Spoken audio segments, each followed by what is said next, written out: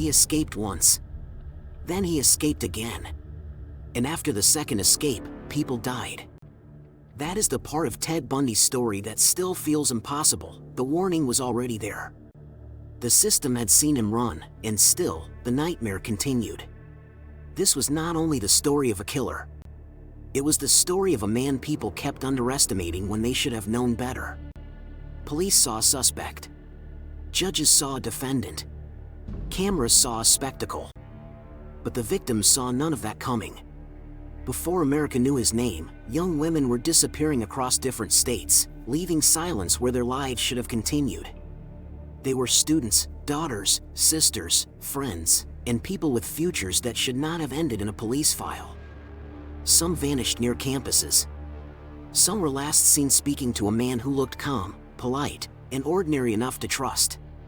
A cast on the arm. A sling. A stranger asking for help. Small details designed to make danger look harmless. Bundy was not only charming. He was performing normality, turning an image of safety into the first part of the trap. He studied what made people feel safe, then used it against them. He did not always appear like a monster in the dark. Sometimes, he looked like a clean-cut stranger who simply needed assistance. The danger of the Bundy story is not only what he did. It is how easily the world turned him into a character.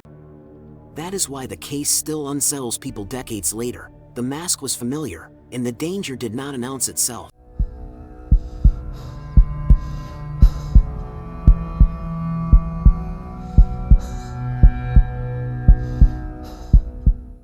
By 1974, fear was spreading across the Pacific Northwest, but the pattern was difficult to prove across cities and states.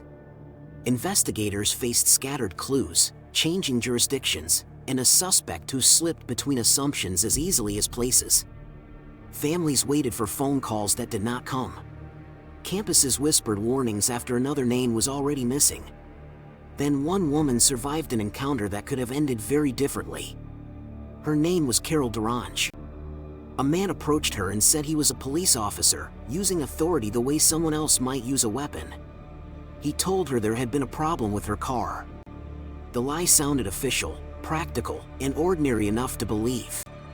But once she was inside his vehicle, the performance began to collapse.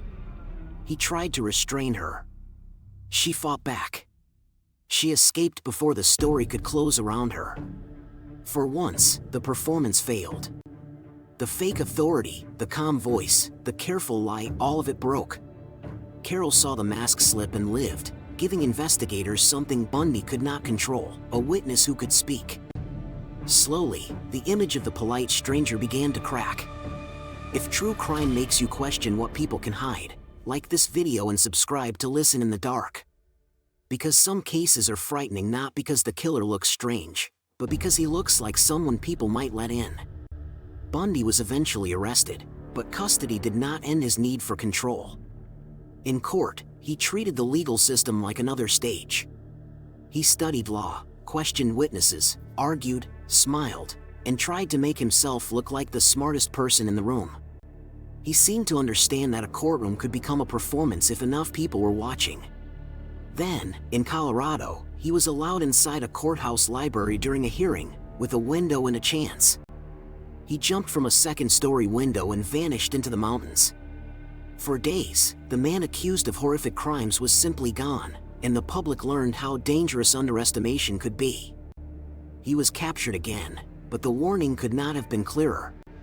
Ted Bundy could not be treated like an ordinary prisoner, because he did not see confinement as an ending. And still, months later, he escaped again. This second escape was not a bizarre twist. It was a catastrophic failure, and the cost would not be theoretical. He cut through the ceiling of his jail cell, using patience, planning, and the belief that rules could be beaten. He slipped into the apartment above, changed his appearance, and walked out into the night while people believed he was still contained. The system had already been warned once. This time, that warning was ignored by reality itself. Bundy traveled under a false name and made his way to Florida. In January 1978, he entered the Chi Omega sorority house at Florida State University, a place that should have been safe. Margaret Bowman and Lisa Levy were killed. Their names should never be buried beneath the name of the man who took them. Other young women were attacked and survived, carrying the horror long after the headlines moved on. Not long after, 12-year-old Kimberly Leach disappeared from her school in Lake City.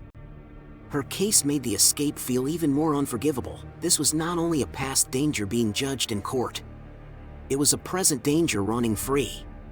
The man who had already been in custody was free again because the system failed to hold him.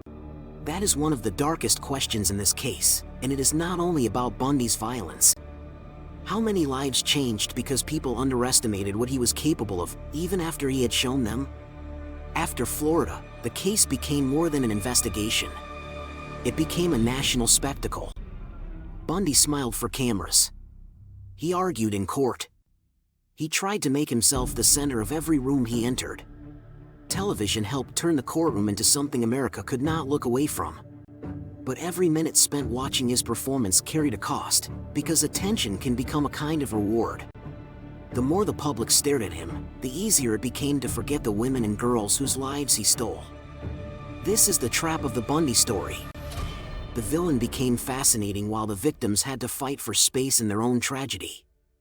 The escapes are shocking. The courtroom scenes are dramatic. The interviews are disturbing. But none of that should become the heart of the story. The real story is not his intelligence, his smile, or his confidence.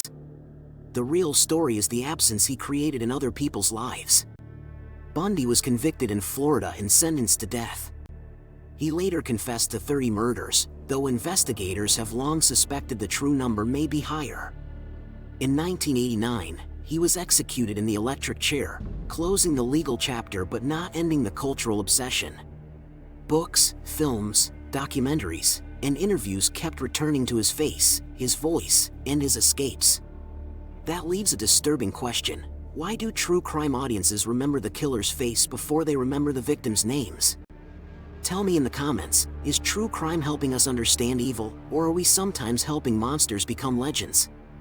Bundy wanted control over women, investigators, the courtroom, and the story itself. And in some ways, the myth around him gave him one final victory, because people kept looking at him even after he was gone. When a killer becomes a legend, the victims risk becoming footnotes. That is the danger this story leaves behind. The cameras remembered his smile. The headlines remembered his escapes. The public remembered the monster. But the people who mattered most were the ones he tried to erase. They deserve more than the shadow of his name. If this story stayed with you, like this video and subscribe to Listen in the Dark. Because the real horror was never that Ted Bundy looked charming. The real horror was that too many people kept looking at him long after the victims were gone.